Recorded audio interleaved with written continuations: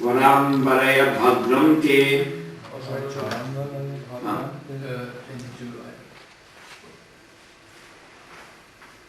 22. Manishitanubhavoyam. Manishitanubhavoyam. Mamaloka Valokanam. Mamaloka Valokanam. Yad Upashrutya Rahasi. Yad Upashrutya Rahasi. Chakarta Param Tapaha. Chakarta Param Tapaha. Manishitanubhavoyam. Manishitanubhavoyam. Mamaloka Valokanam. Mamaloka Valokanam. Yad Upashrutya Rahasi. Yad Upashrutya Rahasi. Chakarta Param Tapaha. Chakarta Param Tapaha. Manishitanubhavoyam. Manishitanubhavoyam. Mamaloka Valokanam. Mamaloka Valokanam. Yad Upashrutya Rahasi. Yad Upashrutya Rahasi. Chakarta Param Tapaha. Chakarta Param Tapaha. Manishitanubhavoyam. Manishitanubhavoyam. Mamaloka Valokanam. Yad Upashrutya Rahasi. Chakarta Param Tapaha. Manishitanubhavoyam. Manishitanubhavoyam. Mamaloka Valokanam. Mamaloka Valokanam. Yad Upashrutya Rahasi. Yad Upashrutya Rahasi. Chakarta Param Tapaha. Chakarta Param Tapaha. Manishitanubhavoyam. Manishitanubhavoyam. Mamaloka Valokanam. Mamaloka Valokanam. Yad Upashrutya Rahasi. Yad Upashrutya Rahasi. Chakarta Param Tapaha. Chakarta Param Tapaha. Manishita. Manishita. Ingenuity. Ingenuity.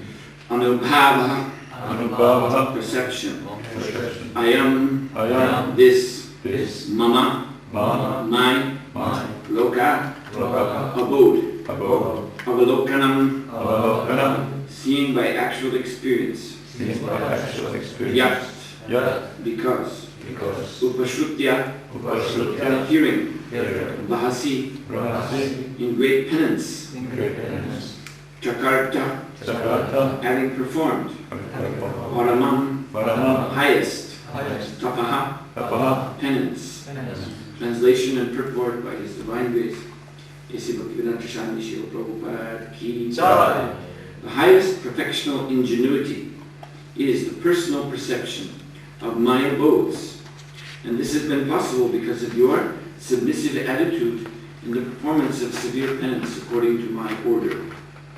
Report. The highest perfectional stage of life is to know the Lord by actual perception, by the grace of the Lord.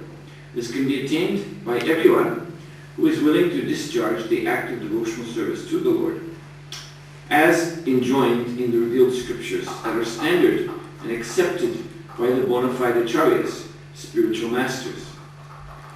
For example, the Bhagavad Gita is the approved Vedic literature accepted by all the great acharyas such as Shankara, Ramanuja, Madhva, Chaitanya, Vishwanath, Baladev, Siddhanta Saraswati, and many others. In that Bhagavad Gita, the personality of God, Sri Krishna, asks that one always be mindful of Him, always be His devotee, always worship Him only, and always bow down before the Lord. And by doing so, one is sure to go back home, back to Godhead, without any doubt. In other places also the same order is there, that one give up all engagements and fully surrender unto the Lord without hesitation. And the Lord will give such a devotee all protection. These are the secrets of attaining the highest perfectional stage. Lord Brahma exactly followed these principles without any superiority complex, and thus he attained the highest perfectional stage of experiencing the abode of the Lord and the Lord Himself with all His paraphernalia. In personal realization of the effulgence of the Lord's body is not the highest perfectional stage, nor is the stage of Paramatma realization. The word Manishita is significant. Everyone is falsely or factually proud of his so-called learning, but the Lord says that the highest perfectional stage of learning is to know Him in his abode, devoid of all illusions. Manishitana bhavoyam mama lokavalokanam yad upashutarahasi chakarta paramam tapaha. Once more, we can repeat this together. The highest perfectional ingenuity is the personal perception of my abodes. And this has been possible because of your submissive attitude in the performance of severe penance according to my order.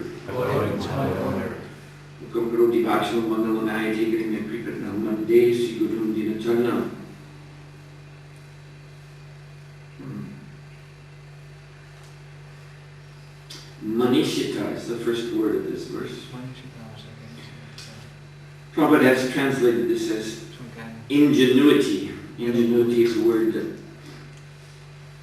generally we understand to mean inventiveness. Like an inventor, someone who is able to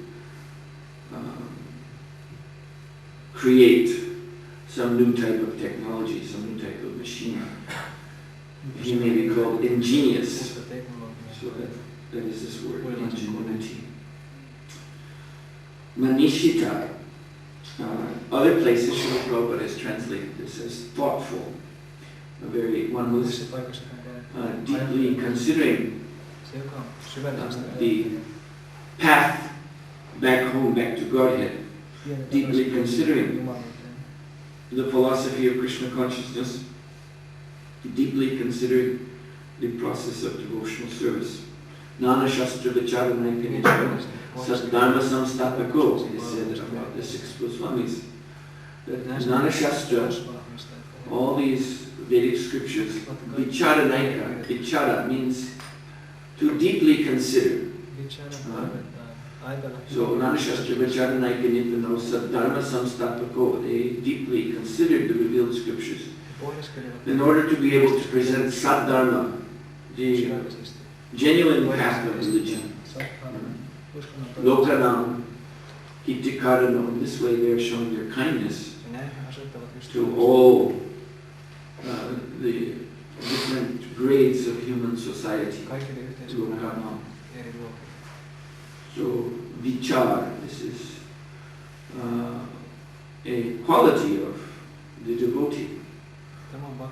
Manishinam, very thoughtful, very deeply probing with his intelligence this tattva, this absolute truth of Krishna consciousness.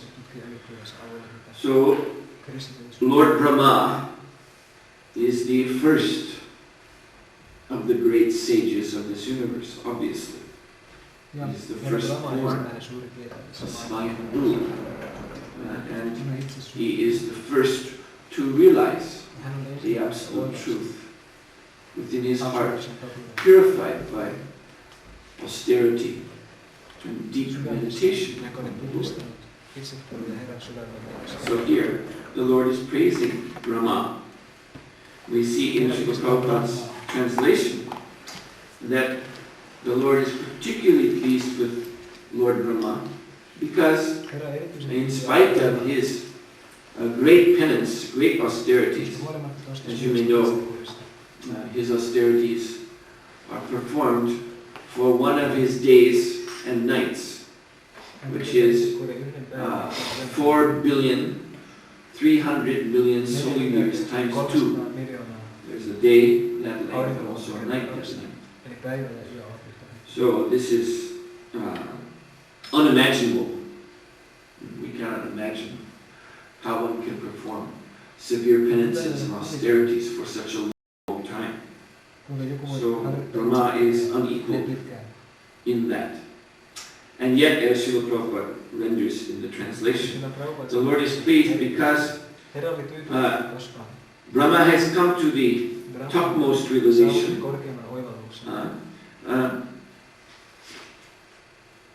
And yet, at the same time, he is very submissive.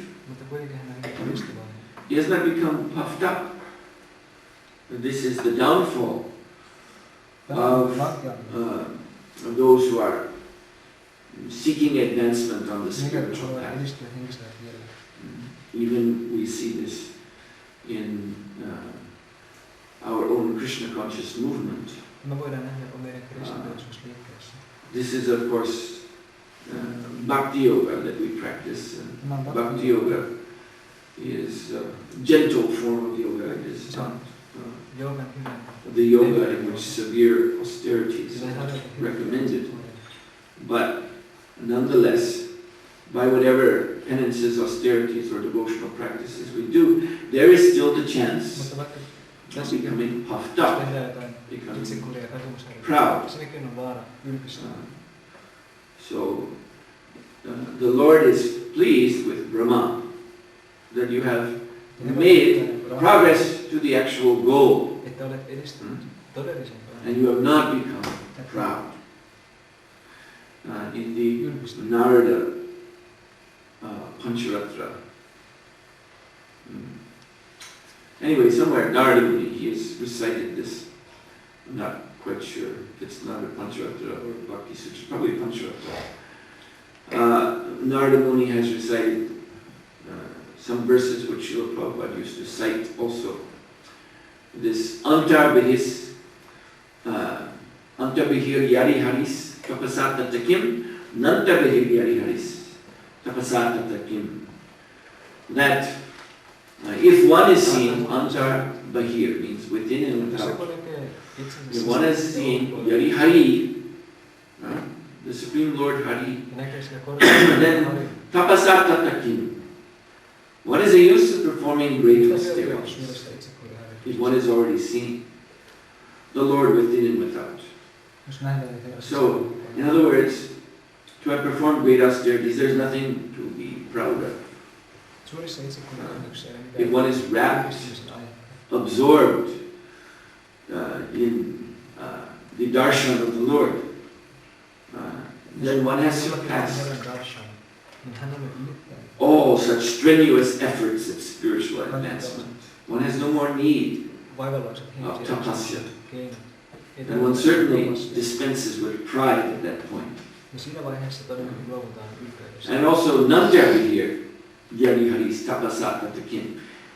If one is not able to see, if one is not having darshan of the Lord within and without, then also what is the use of your austerities? Because austerities alone are actually not the process by which one has the direct perception of the Supreme Lord. In Bhagavad Gita, 18th chapter, Krishna says, to know me in truth, bhaktimam abhijananti, yavanyash tashmi tattvata. To know me as I am, in truth, tattva. There is only one method, and that is bhakti. Bhaktyamam, bhakti to me, devotional service to me. So therefore, nantarbihir yari haris tapasata takim. If one does not have darshan of the Lord's transcendental form, then also what is the use of engaging in severe austerities? So this is why Krishna is so pleased with Brahma. That although he has severely controlled his senses for such a long time, he has not become proud. And so therefore, these austerities, it's not simply tyaga, it's not simply yoga, it is actually bhakti.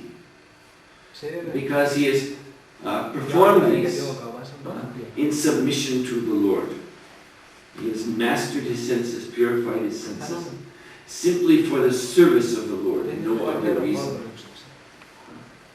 And that is essential, this submissive attitude. In the Shikshashtakam prayers, Lord Chaitanya is praying, Nam Namakari Bahudani Jasharva Shaktish Tatratpatam Niyama Smaranena Kala. So here he's saying that the Lord has thousands and millions of holy names, and in every one of them He has invested all his Kaikissa muissa transcendental kaikki potency. hänen yliastimet voimansa. Now sometimes we hear that there are distinctions between the holy names.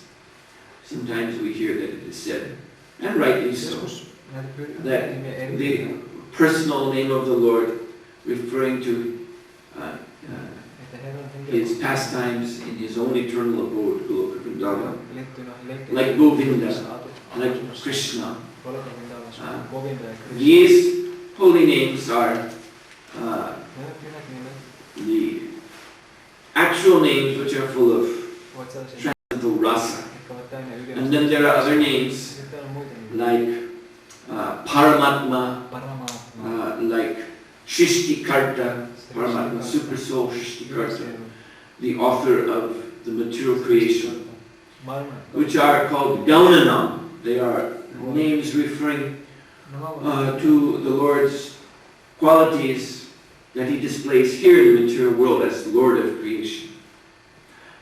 We were speaking yesterday about the Madhura Lila, the pastimes of the Lord in the spiritual world, and his Vyavahar Lila, his pastimes in which he is displaying as the creator, as the maintainer of the material energy.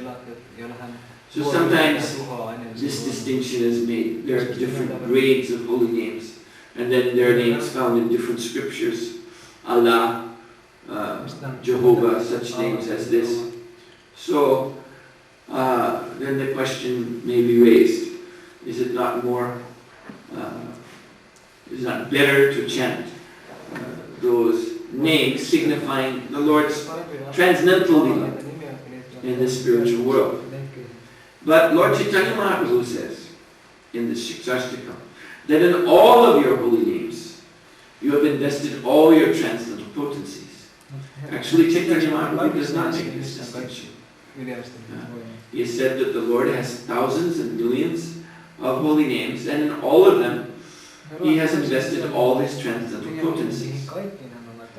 But in the next verse, then he's giving one condition. So in second verse of Shikshashtakam, he's saying all these names are there, whatever aspect of the Lord they may refer to, in these names is the full potency of the Lord. In other words, the holy name is not different from the Lord.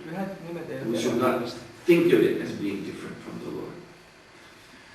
But then the question is, how do we receive the benefit of this full potency that is invested in all of the Lord's holy names? How are we able to bring that potency forth? So in verse 3 of Shikshashtakam, Trinadapi Samichana, Torodapi Savishnu, Omonina Monadina Kirtaniya Sarahari. So one has to be very, very, very, very weak and humble. More tolerant than a tree, feeling oneself lower than the straw in the street. This is the prerequisite. And Srila Prabhupada, he said that this particular verse of the Shikshashtakam we should wear around our neck. And I even know, we used to know one devotee who had this verse spelled out in letters on the necklace. And he used to always wear that, following Prabhupada's instruction. So, this is what is required, even in the process of bhakti. Meekness, humility, submission to the Lord. This is essential. And then, by this, one is able to access the potency of the holy name that he is chanting. So again,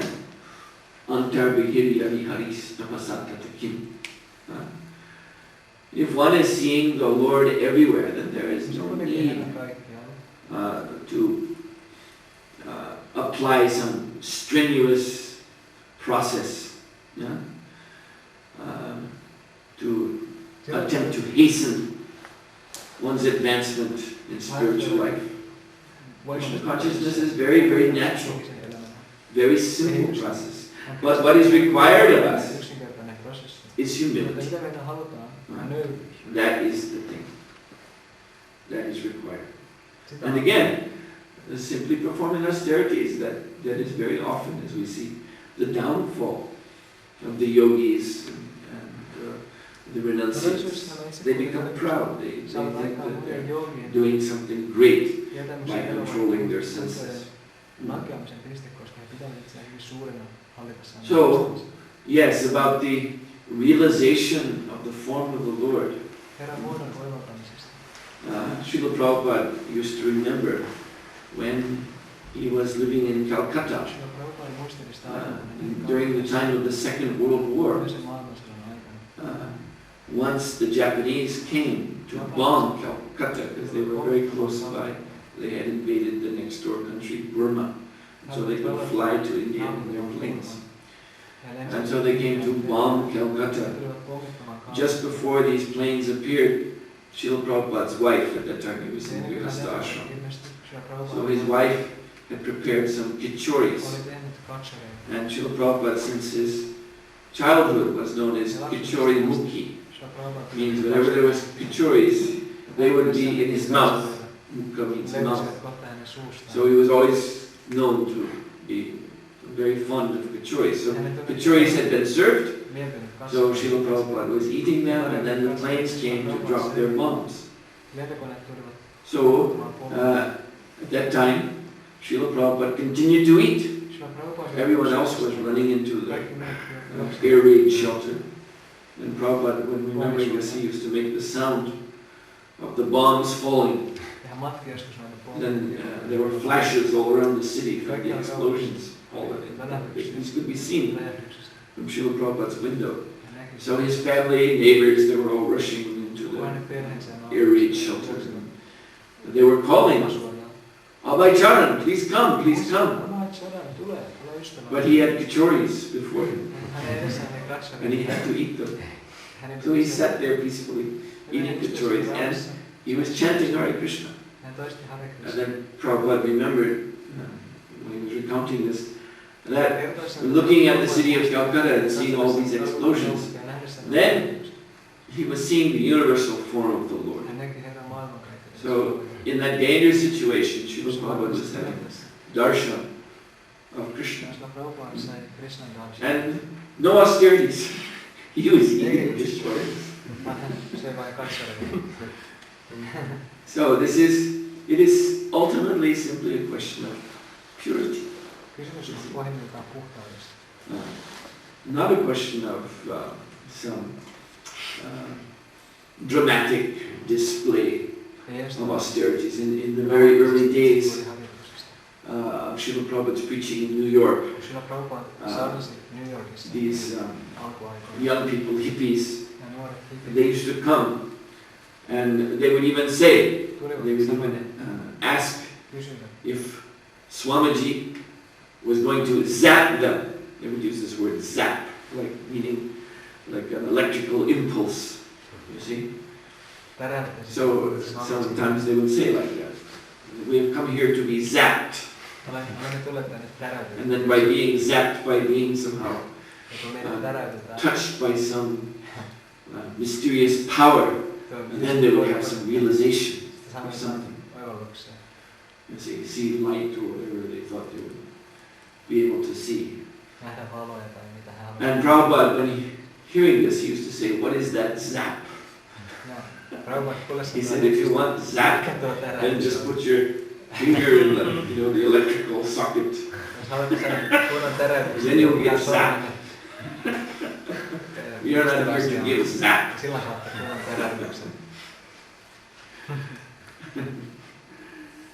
So this Krishna consciousness, again, it is a very simple and sublime process, but it requires us to have this humility.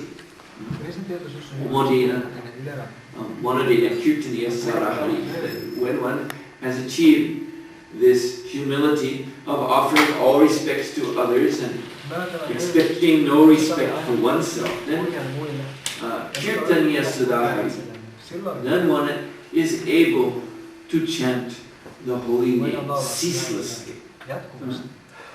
So what does this mean? This means that then one is taking advantage, one has accessed the power of the holy name. then the proof is that he is ceaselessly chanting 24 hours a day. That's what Srila Prabhupada's instruction.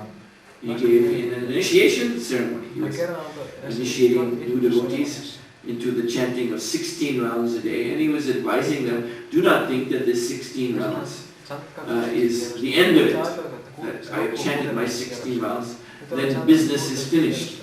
Actually, this is just the beginning. 16 rounds is just the beginning. And our desired goal is to chant 24 hours a day, even in our sleep. And Prabhupada is saying, you can do this. You can do this. He said it very clearly. But it simply requires practice. And so there is the practice of chanting, yes, but there is the practice of humility, which is just as important. The two go together, they cannot be separated. Similarly, it is our attitude of devotional service that makes possible this mercy by which we can have darshan of the Lord, direct darshan, this personal form. Unless we have this proper attitude of complete humility, then even the form of the Lord is revealed to us by the grace of Sadhu Shastra Guru. And still, we will not be able to properly appreciate the form of the Lord. Just like one of Prabhupada's disciples, a former godbrother of mine, he was an artist and he was painting for the Mayapur project in the beginning days.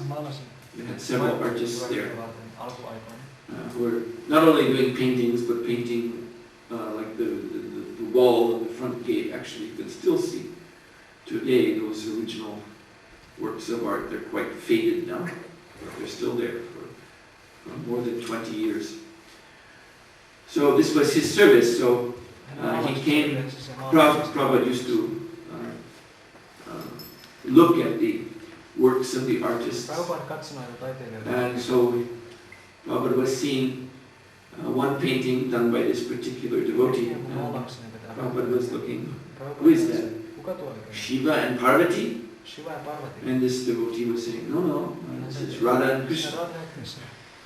And Prabhupada was very skeptical. They look too old. You've made them looking too old. They should be younger. Just like blooming boy, blooming young girl. So then this artist went to retouch the painting, and Prabhupada again looked at it, and again he said, they're too old. Prabhupada would not, you see, there was no appreciation in this, that this is Radha and Krishna. So Prabhupada actually took out, he had a photo with him of Shri Radha and Krishna from Calcutta temple, and he showed this to the devotee. They should look like this, eternally youthful. And again the devotee tried, but again Prabhupada was not pleased. So this devotee just took his painting and he didn't come to Prabhupada again for any advice. His ego was hurt. And Prabhupada was not satisfied. And he went on like this to create other concoctions that displeased Prabhupada. Actually, this Radha and Krishna picture, finally what he did was he was painting them so that Krishna was holding up the veil of Radharani and looking in her face in a very intimate way. And Prabhupada said, this is concoction. He did not like this at all. So this person, although the form of the Lord had been revealed to him by Srila Prabhupada, he knew that Sri Radha and Krishna, the absolute truth. He could not actually access that form. He simply had some theoretical understanding of it, but he had no connection to it by bhakti, by pure devotion. Because this is the way that the form of the Lord is appreciated. It is not simply a question of some, you see, illustrative design or something like that. This is the form of God. Just like in ancient Greece, they speculated that the perfect form is the circle So this is what God must look like, a perfect circle. And their whole effort was to draw circles as perfectly as possible, as round as possible. As the rounder those circles are, then the closer that is to God. But this is that realization of the form of the Lord. That realization is through a heart which is overflooded with transcendental emotions of love. Through taste. And this particular devotee didn't have that taste. And it was evident in his paintings. And so he was trying to force that taste by concoction, by speculation. And he's still doing it today. He's still there, not in our ISKCON Manipur. He has his own place down the road towards the Hulagat. And he's still making these paintings, concocted paintings. He took initiation from some Sahaja Guru. So this is his relationship, so-called relationship with Radha and Krishna, through speculation only. No. Again, what is essential is this humility, this submissiveness. The spiritual master, the Shastra, the sadhus, they reveal to us what is the holy name of the Lord, what is his form. And so we must approach the name and form and lila of the Lord with this utmost humility. Trinadapi sunichinam proripi seshkara omani namasdina kirtani sarari. And then we will actually be able to access the potency of the name and the form of Krishna.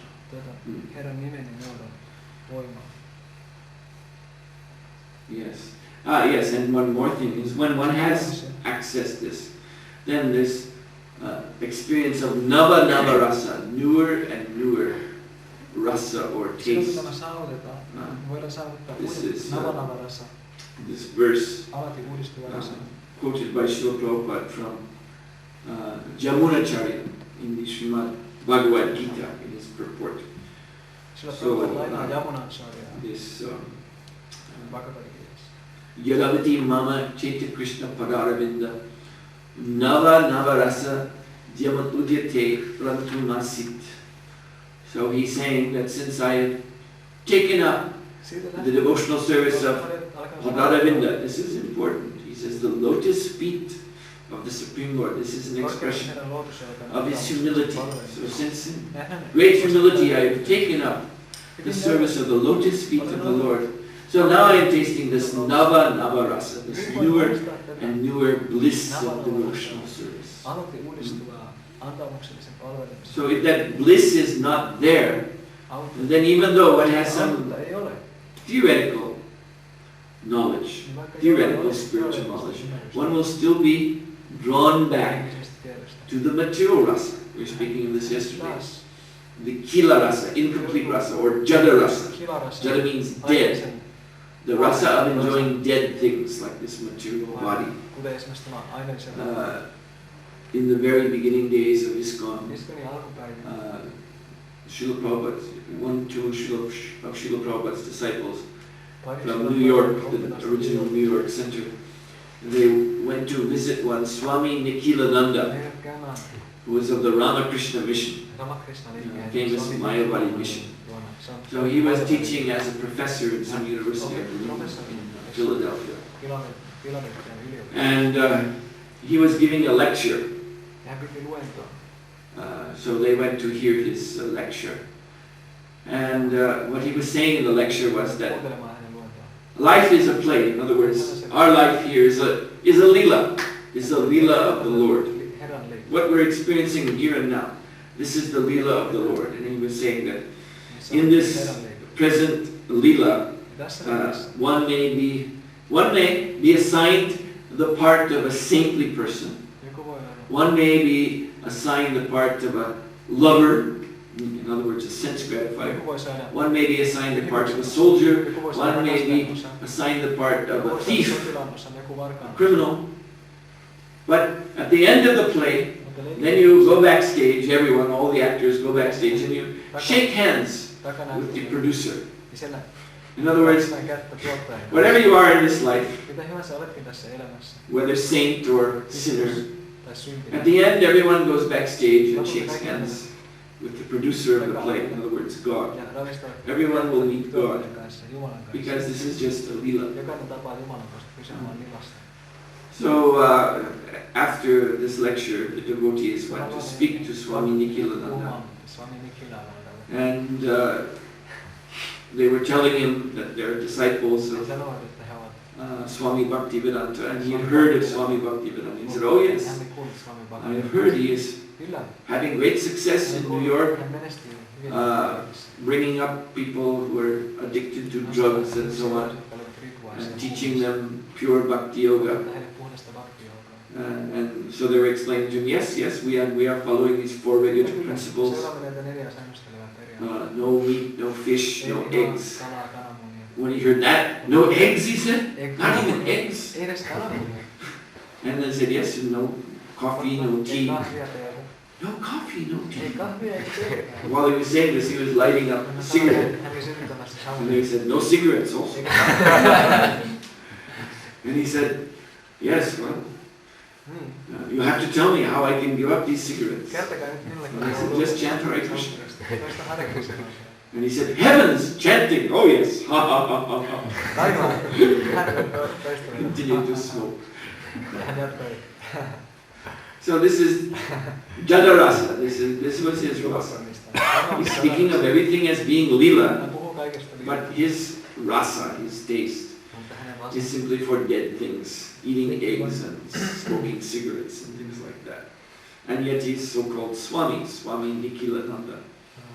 tupakoimiseen ja So this will not do. syöminen. This, Kuitenkin hän pitää itsensä Swami will not help Swami Nikhilananda.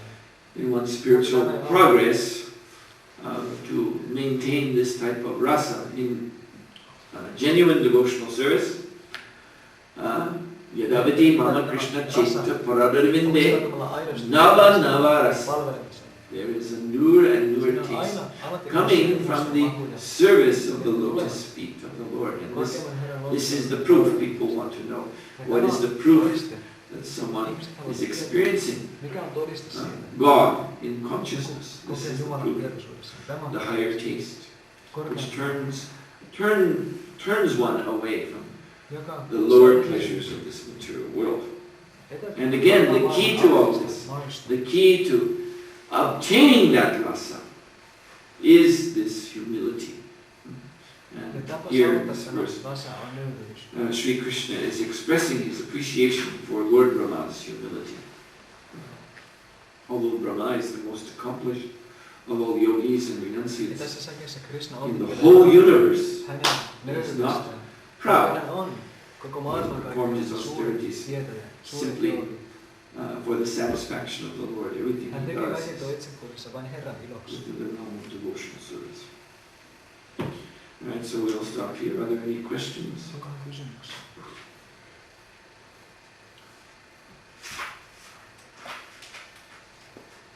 You think yes? Maharaj, there is 3 stages in realizing the absolute truth. So, Paramatma realization is considered somewhat impersonal, even though he is a person. So, what causes this difference between Paramatma realization and Bhagavan realization? Yeah. That's a good question. So, those who are aiming for Paramatma realization Ne, jotka tavoittelevat Paramatman oivallusta, not so much aiming to have darshan of the Lord eivät halua nähdä Herraa, as to obtain the powers that are associated saavuttavat with voimat, Paramatma, because jotka ovat Paramatma is, koska Paramatma we mentioned the word before, Shrishtikarta, this is a name, which means nimen, he is the father of creation. hän on maailman luomuksen So isä. because of Paramatma, Purusha avatars, Mahavishnu, Garbhadakasha Vishnu, Chiradakasha Vishnu, the universe is created, maintained and destroyed. And this is going on by the siddhis, the mystic powers, which are always accompanying the Paramatma. Actually, these Astasiddhis, these eightfold mystic powers, are personalities.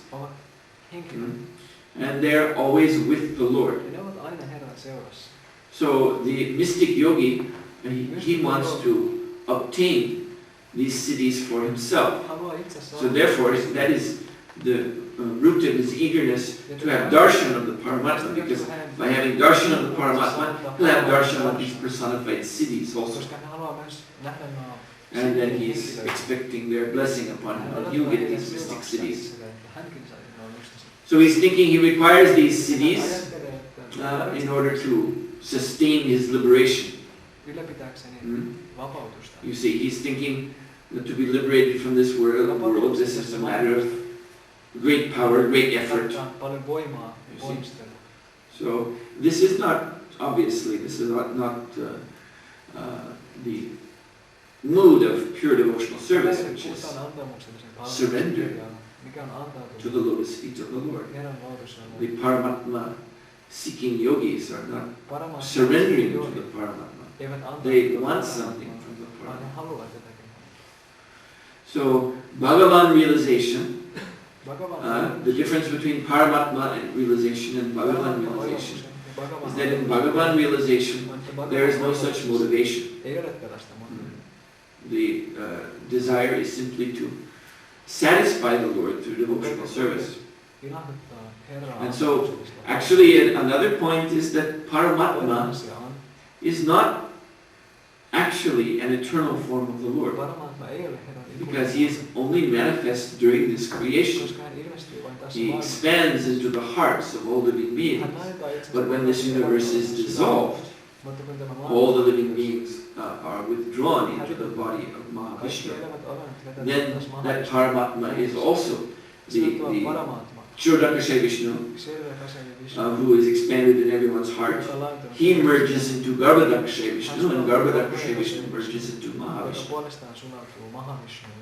And then when the living entities are within Mahavishnu, there's no possibility of any awareness, because that is a state of unconsciousness. They are absorbed in the Achit Shakti, the power of unconsciousness. There's Chit Shakti, power of consciousness, Achit Shakti. So they're absorbed in this Achit Shakti. They're in a state of total unconsciousness for a long time, until again the process of creation occurs. So Bhagavan realization is realization of the eternal form of the Lord in the spiritual world. That form of the Lord engaged in his transcendental lila. So this is the form that is achieved by those who render pure devotional service.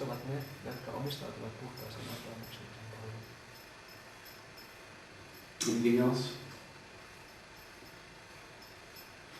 Yes? It's not maybe directly to Valencia, but I read that in some of the lecture mentioned that everything exists like as a person in the spiritual world, like the false ego is a person, the minds itself are like persons there. So I was just thinking the relation between them and the demigods, and because demigods itself doing that work here in the material world. Could you a little elaborate? This is maybe an esoteric one, but everything exists as a person's in the spiritual world, like false economics and like that. Are they? Well, when the Lord, you see, the plan of creation originates in Vaikuntha, because the material creation is a perverted reflection of the spiritual world. The original design, the original plan of the material creation is there in Vaikuntha. So the prototype demigods, we can use this word, prototype demigods, the original demigods are simply the personal energies of the Supreme Lord. They're in Vaikuntha. Just like this false ego. What is the false ego? The false ego is Lord Shiva, Sadashiva, who is the protector of Vaikuntha. He dwells in Kailash, on the border of Vaikuntha, to protect Vaikuntha. suojelemassa vaikuttaa. So, this is the original form Tämä on alkuperäinen. of the demigods. They are the personal energies of the Lord in Tämä on Vaikuntha. Herran henkilökohtainen. As this creation is unfolding, then Samalla kun tämä avautuu tai kehittyy, living entities who are qualified, they are empowered by these original associates of the Lord to take up the posts of demigods here. So, the demigod Vayu, Lord of the air, he is empowered by the original Vayu. The demigod Agni is empowered by the original Agni. So these original demigods can be seen. Their power is seen within the layers around the universe. There is a layer of fire encompassing the whole universe, for example. A layer of water. So this Varuna and Agni that are manifesting these layers, they are the associates of the Lord in Vaikuntha. Those layers are not manifested by the demigods within this universe. They don't have that kind of power that is greater than their power. So these are manifested by the Vaikuntha Devatas. And even there are demigods in Goloka Vrindavan. They're worshipped by the residents of Vrindavan, like Srimati Radharani. Her worshipable object is Surya, is the sun. She worships him every day, so that she may be blessed by the sun to meet Krishna. But this Surya there in the Goloka Vrindavan is again, the personal energy of the Lord. He's not an empowered living entity as we see here.